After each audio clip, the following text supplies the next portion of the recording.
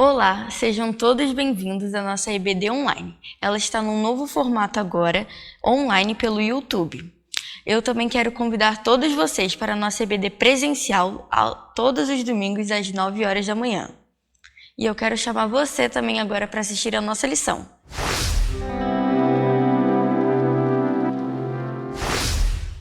Olá, estamos juntos mais uma vez para estudarmos a nossa quarta lição da Escola Bíblica Dominical, Histórias Inesquecíveis. E no último domingo estivemos estudando sobre a respeito das leis do reino, ou seja, qual a expectativa que o Senhor tem de nós, da forma com a qual nós vivemos a nossa vida, nós damos testemunho da sua graça, ou seja, a nossa conduta ela deve ser uma conduta diferente da conduta do mundo, pelo menos é a expectativa de Deus em relação a nós, uma conduta de cidadãos que seguem os princípios do Senhor Jesus, seguem os princípios bíblicos, que são opostos, não é? Isso é o próprio Jesus que diz, não sou eu, mas os objetivos são opostos aos objetivos da humanidade de maneira geral, da sociedade comum, da qual nós estamos inseridos, mas não fazemos parte, ou seja, somos cidadãos do céu, cidadãos do reino dos céus. E como cidadão do reino dos céus, temos que estar agindo e vivendo conforme o que é esperado de Jesus para nós e não como nós gostaríamos de estar vivendo. A lição 4 ela fala de histórias inesquecíveis. Ela ela tem a finalidade de explicar para nós o método que Jesus usou para poder facilitar o nosso entendimento, facilitar a nossa mente, facilitar a nossa capacidade de compreensão, de entendermos o reino de Deus e como funciona o reino de Deus, qual a sua expansão, qual o seu tempo, qual a sua realidade. Então Jesus ele se usa de uma figura linguística, né, de uma semântica, de uma tradição que já era comum no Velho Testamento, que são as parábolas, para que através das palavras, através da semelhança da nossa realidade com a realidade do reino, nós pudéssemos então compreender assim o que é viver no reino de Deus, o que o reino de Deus o que o reino de Deus significa, quando ele começa, de que forma nós estamos inseridos nesse contexto do reino. Então Jesus usa as parábolas, né? A parábola ela tem a finalidade de usar elementos reais para contar uma história. Então, o comum que nós vamos encontrar nas parábolas é exatamente isso. Jesus contando histórias para nós, para que a gente possa compreender. E a primeira história que Jesus vai usar para se utilizar da parábola e nos trazer essa realidade é exatamente a parábola do semeador, que se encontra no livro de Mateus, capítulo 13, a partir do versículo 13, e diz assim: o semeador saiu a semear. Enquanto semeava, uma parte da semente caiu à beira do caminho, e as aves vieram e a comeram. Outra parte caiu em solo pedregoso, onde não havia muita terra, e logo brotou, pois a terra não era profunda. Mas saiu o sol e queimou, e como não tinha raiz, secou. Outra parte caiu entre os espinhos, os quais sufocaram quando cresceram. Mas outra parte caiu em terra boa e deu fruto. Um grão produziu outros 100, outros 60, outros 30. Quem tem ouvidos, ouça. E aproximando-se dele, os discípulos lhe perguntaram: por que falas às multidões por meio de parábolas? Jesus lhe respondeu: porque a vós é dado conhecer os mistérios do reino do céu, mas não a eles. Ou seja, Jesus ele estava se utilizando de uma linguagem que era comum dos judeus, comum do povo de Israel. O povo de Israel, no Velho Testamento, usava muito as parábolas, né? Os profetas usavam muito as parábolas, os escritores da Bíblia deixam em alguns momentos as parábolas, então era da cultura, e aqueles discípulos que estavam com Jesus, eles poderiam compreender aquilo que estava sendo dito naquele contexto. O que para nós, nos dias de hoje, não é difícil entender. Por quê? Porque o próprio Jesus ele vem em seguida e ele começa a explicar esses detalhes, né? Ela não precisa de um esforço absurdo para que possamos compreender o significado da parábola do semeador, porque o próprio Jesus, no decorrer do texto, do capítulo 13 de Mateus, ele vai ali desenvolvendo a parábola e vai explicando para os próprios discípulos o significado dessa parábola, o que essa parábola tem para nos mostrar. E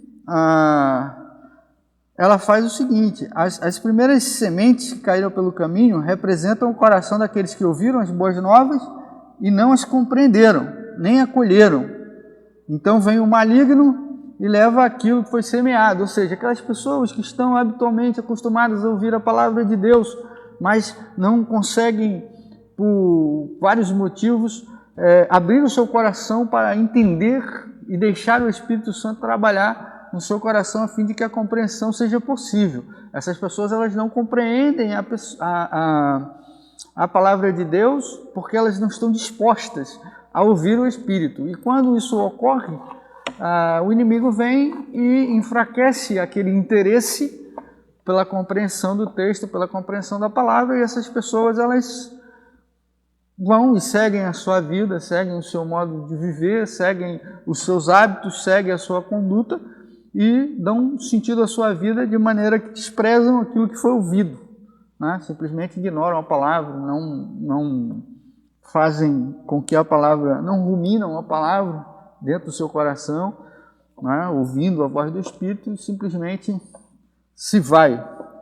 As sementes que caem no solo rochoso são os que recebem com alegria a mensagem, mas por conta da perseguição e das angústias desse mundo logo abandonam. Ou seja,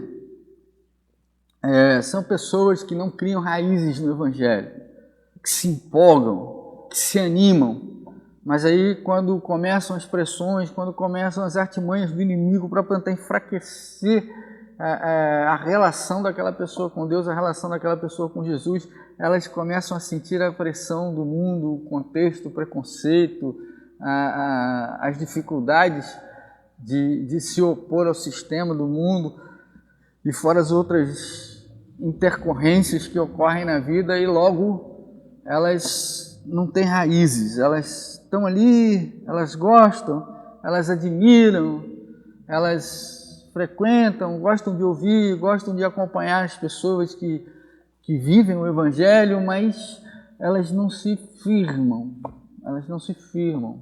elas entram nos templos, sentam nos bancos, ouvem a palavra, mas sempre que a vida se opõe a elas, sempre que a vida coloca obstáculos na relação de existência a ela, sempre que se manifesta algum preconceito a respeito daqueles que seguem a Cristo, essas pessoas elas têm a tendência de abandonar, né? Abandonar aquilo que ouviram, se comportar à distância, não se envolvem, né? Não se aprofundam, estão sempre instáveis, estão sempre aqui, sempre ali, vão para lá, vem para cá, visita aqui, vai ali, né? Não se firma em lugar nenhum, não pertence a um corpo, elas não desenvolvem uma relação com Cristo e a igreja, mas elas ficam aí pulando, né?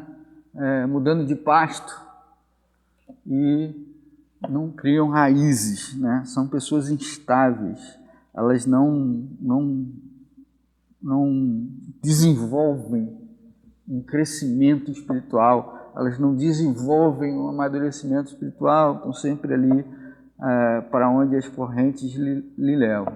E jamais pagariam o preço de seguir o Evangelho, jamais elas estariam dispostas a dar a sua vida em nome do Evangelho, a dar a sua vida em nome de Cristo, a dar a sua vida em nome da causa de Jesus. Essas pessoas elas não teriam esse tipo de coragem, né? Elas simplesmente não se desenvolvem de forma nenhuma no Evangelho. Elas podem passar 30, 40, 50 anos no meio evangélico, no meio cristão, e jamais vão criar raízes, vão desenvolver-se espiritualmente, jamais vão amadurecer espiritualmente. E sempre que vier um novo vento, uma nova moda, uma nova coisa, ela vai estar ali, né, navegando pelas modinhas, pelas coisas, sem criar raízes. Né? E se houver uma perseguição real do Evangelho, elas jamais vão permanecer firmes, jamais vão se colocar na posição de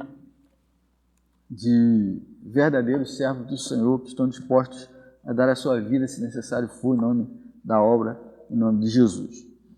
As que caem em meio aos espinhos são aquelas que ouvem a palavra, mas a preocupação com as coisas deste mundo, a sedução das riquezas, sufocam, tirando o seu foco do alvo, tornando as pessoas infrutíferas. Né? São aqueles que desejam ser igual ao mundo, né? Procuram a igreja para ter um tipo de ascensão social dentro de um determinado grupo, procura ter uma posição de destaque, uma posição de aceitação, uma posição de coisas que não vai acontecer do lado de fora da sociedade, então elas procuram no meio da igreja, entendeu? Posição de liderança, uma posição de prestígio, uma posição de... É claro que isso não deveria haver dentro do corpo de Cristo, mas infelizmente, dado o contexto, e aí a gente vai entender a parábola seguinte, isso felizmente acontece. Mas assim, essas pessoas elas não estão procurando uma vida cristã verdadeira, elas estão procurando uma forma de se destacarem socialmente, né? E assim, as questões do mundo, né? As questões, os sonhos, as aspirações sociais, as aspirações intelectuais, elas estão sempre em primeiro lugar em detrimento do Evangelho. Elas estão sempre em detrimento. A maioria, a boa maioria dos grandes líderes que estão no ministério e que desenvolvem um grande ministério, eles teriam possibilidade de ir lá para fora fazer grandes coisas. Mas por que eles não vão? Por que eles não foram? Por que eles não foram ser médicos, não foram ser advogados, não foram ser juízes, não foram... Eles não foram porque eles resolveram dar prioridade, ao contrário desse tipo de pessoas, em que os espinhos sufocam, eles resolveram dar prioridade ao Evangelho, viver a vida que Jesus tinha para eles e não a que eles queriam. Normalmente os líderes que se desenvolvem à frente, né, do Evangelho são pessoas que têm capacidade para fazer e realizar qualquer coisa dentro do contexto da sociedade, mas que resolveram abrir mão disso para quê? Para servir ao Senhor. Essas pessoas, né, são sementes que caem no meio dos espinhos, são pessoas que estão mais preocupadas com o que ocorre lá fora, com a sua vida pessoal, com as suas aspirações pessoais, e não com foco no desenvolvimento do reino de Deus, não com foco em evangelizar as pessoas, não com foco em discipular as pessoas. Vou dar um exemplo para você. Há vários lugares, há várias pessoas a serem discipuladas, mas você não tem tempo. Você tem que desenvolver um trabalho X, você tem que fazer um trabalho Y, você tem outros projetos, isso vai ficando para depois. O discipulado, o pequeno grupo, o trabalho social da igreja, vai ficando para depois, porque você não tem tempo, você está correndo atrás das suas aspirações pessoais, né? Então você não tem tempo de disponibilizar, o seu foco não é a obra, não é a causa não tem lugar nos seus projetos. Então, o que ocorre é que as sementes que caíram nos espinhos são essas pessoas. Elas estão sempre fascinadas com o mundo, né? Estão sempre fascinadas com o mundo. Você quer entrar no hall da igreja e tem uma placa lá com o nome marketing lá espelhado e você tirar uma foto como quem está participando de um evento de música, de um evento de cinema, de um evento de... Essas coisas, essas aspirações, essas buscas de aceitação social, de desenvolvimento e parecer aquilo que você normalmente não são essas pessoas que a palavra entra como espinho. E por fim, as que caíram em boa terra, né? São os que ouvem a palavra e a compreendem, e assim dão bons frutos. Nós já vimos algumas lições atrás que nós fomos chamados para quê? Nós fomos chamados para dar frutos, e frutos que permaneçam, né? Para que o nosso desejo diante da obra do Senhor, do desenvolvimento da obra, do crescimento do reino e até a nossa proteção pessoal sejam atendidos diante do Senhor. Né? Os que são salvos e redimidos verdadeiramente por Cristo, eles têm o desejo no coração de desenvolver a obra do Senhor. Então eles estão sempre proclamando o Evangelho, eles estão sempre buscando formas de que o reino de Deus se fortaleça, de que o reino de Deus se expanda. Quando você abre a sua casa para um PGM, você não está simplesmente fazendo um encontro social, você está buscando um fortalecimento e a expansão do reino de Deus. Você está procurando um momento de evangelizar as pessoas, você está procurando um momento de discipular as pessoas, de trazer aquelas pessoas e compartilhar da graça que Cristo, com a qual Cristo transformou verdadeiramente a sua vida. Você, quando vai para a escola dominical, ensinar a escola dominical, dar uma aula na escola dominical, quando você vai palestrar alguma coisa sobre o reino de Deus, quando você vai dar uma aula num seminário, quando você vai participar de um projeto de desenvolvimento, de evangelismo de massa, quando você vai fazer isso, você está buscando e desenvolvendo o reino. Quando isso é prioridade no seu coração, você está desenvolvendo o reino de Deus. Isso é a vida do salvo, é a vida daqueles que buscam desenvolver o reino de Deus através da proclamação do Evangelho. Essas são as pessoas que caíram em boa terra. A palavra cresceu, desenvolveu, frutificou, e ele está ali dando frutos, porque a árvore boa, a árvore frondosa, a árvore frutífera que dá frutos, que é boa, é aquela que dá frutos.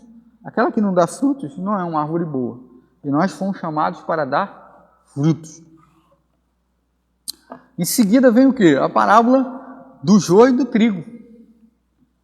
A palavra do joio e do trigo, a essência da parábola do joio e do trigo, é uma coisa que nós crentes temos grande dificuldade de compreender. Não é? Ela é uma lição assim, muito interessante, é uma lição muito interessante para nós, nessa parábola, porque ela fala de algo que a gente tem que aprender e já deveria ter aprendido há muito tempo. A igreja é um ambiente homogêneo. A gente não está aqui para dizer quem é salvo, quem não é salvo, quem foi, quem não foi. A gente não está aqui para escolher quem pode, quem não pode. A essência da parábola, o ensinamento da parábola é esse, que o joio e o trigo vão se desenvolver. E o próprio texto da parábola, ele vem mais à frente, aqui no capítulo 13, ele vai explicando os elementos. Ele fala que o camarada que vem e que vem plantar a boa semente é o Senhor Jesus. Jesus está explicando os elementos, né? O que semeia a boa semente é o Filho do Homem, ou seja, Jesus, o próprio Cristo. O campo é o mundo. A boa semente são os filhos do reino, os servos de Jesus, os salvos, aqueles que realmente dedicam a sua vida e estão focados no desenvolvimento do reino, de pertencerem ao reino, de seguirem as leis do reino, de desenvolverem o reino de Deus, de pregar a palavra marcante, impactante na vida das pessoas, que é a palavra que fala da vida de Jesus e do seu propósito para nós. Os ímpios, o joio, são os filhos do maligno, os ímpios. O inimigo que semeou é o diabo. A ceifa é a consumação dos séculos, é uma coisa escatológica, ou seja, no seio da igreja vai se desenvolver o joio e o trigo, as pessoas que verdadeiramente são salvas e aqueles que estão aqui para desvirtuar a igreja. aqueles que estão aqui para desvirtuar a igreja, para tirar a igreja do seu foco, para perturbar a paz da igreja, para criar contenda na igreja, dissensão na igreja.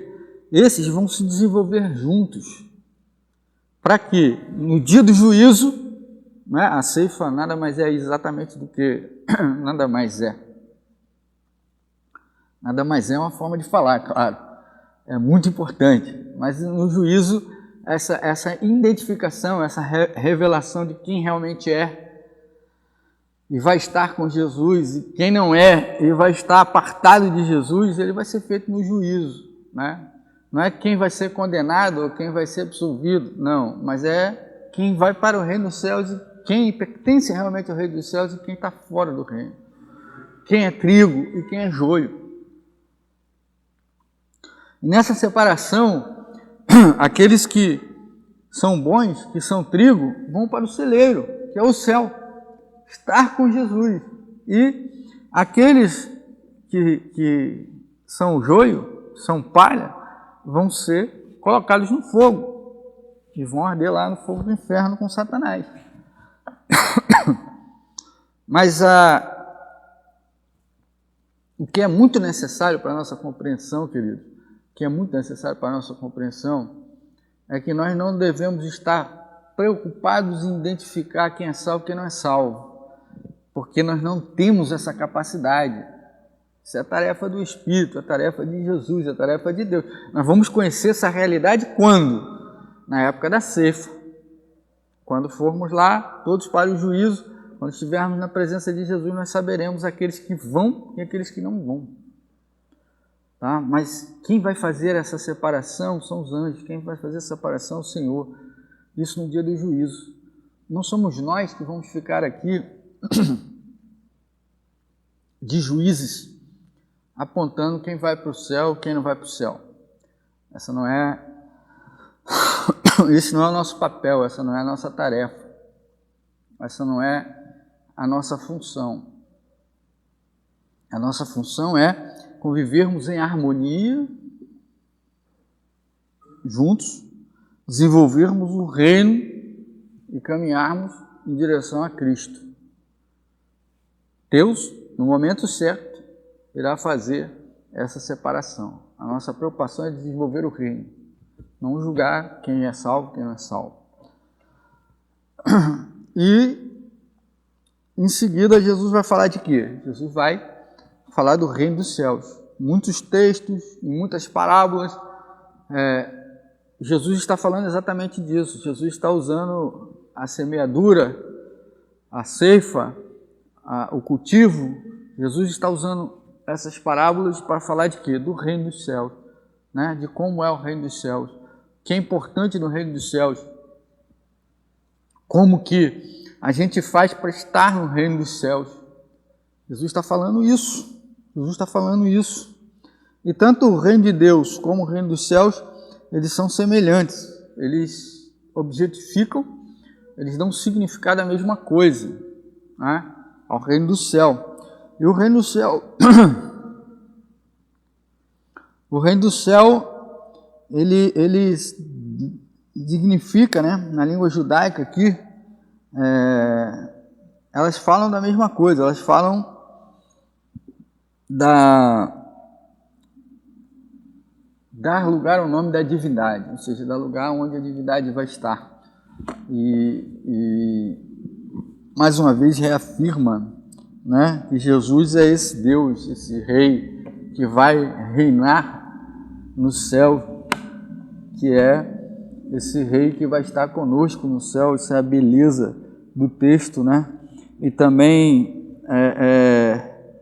a proclamação do reino por Jesus mostra o interesse de Jesus em que nós estejamos com Ele e que nós conheçamos o reino de Deus, né? Nós tenhamos conhecimento do reino, do desenvolvimento do reino de Deus. Jesus ele tem essa alegria, né?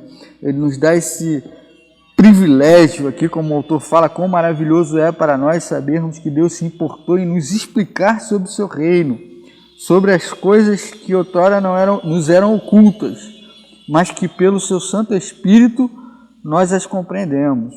É maravilhoso saber que Deus quis compartilhar conosco parte do seu conhecimento eterno, né? Parte do seu conhecimento eterno a respeito do reino e nos chama para fazer parte desse reino, né? Ele não apenas se importou em nos dar a conhecer a respeito desse erro e desse reino, como Ele nos chama para fazer parte com Ele desse reino. Isso é fantástico, né? Fantástico. Ainda que nós não sejamos merecedores desse reino, Ele quer nos dar parte nesse reino. Pensar e agir. Olhando para a parábola do semeador, você entende que tem sido que tipo de semente? Olha só, irmão, que tipo de semente que você entende que você tem sido?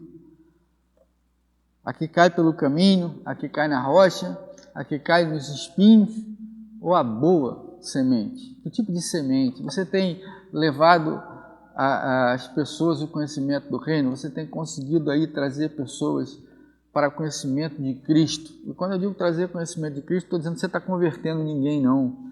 Né? Às vezes a gente entende o evangelismo como que se a gente tivesse a obrigação de fazer todo mundo se converter. Quem convence o homem do pecado, da justiça e do juízo é o Espírito Santo. Nosso papel é demonstrar esse Cristo com a nossa vida e falar desse amor, dessa misericórdia que impactou a nossa vida. Enquanto nós estamos falando e dando testemunho com a nossa vida, o Espírito Santo está trabalhando no coração da pessoa. E ele que é responsável pelo convencimento, não somos nós. Mas tem que partir de nós o desejo, sim, de fazer com que as pessoas conheçam a Cristo. Isso é um trabalho nosso. E nós precisamos levar isso muito a sério. Que tipo de semente? Você é a semente que floresceu, que desenvolveu e que está dando fruto? Ou você é inútil? Ou você é que se acabou? Ou é você que se perdeu? Como você se sente ao saber que Deus compartilha com você as coisas do seu reino? Deus te chamou não para viver para sempre nesse mundo, mas para ter uma vida eterna ao lado dele. Então, não perca o alvo, agarre-se em Cristo, pois Ele é o caminho, a verdade e a vida. Ou seja, você está agarrado a Cristo? Você está preocupado com o que Cristo pensa de você e como vai ser a sua vida na eternidade? Ou você está preocupado só com o seu tempo aqui, com o que você passa aqui na terra, com as coisas que te acontecem aqui? Isso é muito importante a gente perceber. O nosso compromisso. Como está o nosso compromisso com Cristo? Temos desenvolvido um crescimento, um amadurecimento espiritual a partir da pessoa de Jesus Cristo e nossa relação com Ele? Temos feito isso? Então, fica a reflexão para nós.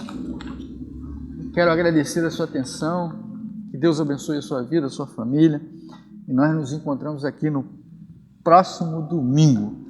Vede que vos tenho dito, é a próxima lição, a lição número 5. Nós estaremos no próximo domingo. Deus abençoe a sua vida, a sua família. Tenha um bom domingo. E, quando puder, venha estar conosco aqui no templo. Venha participar das nossas celebrações.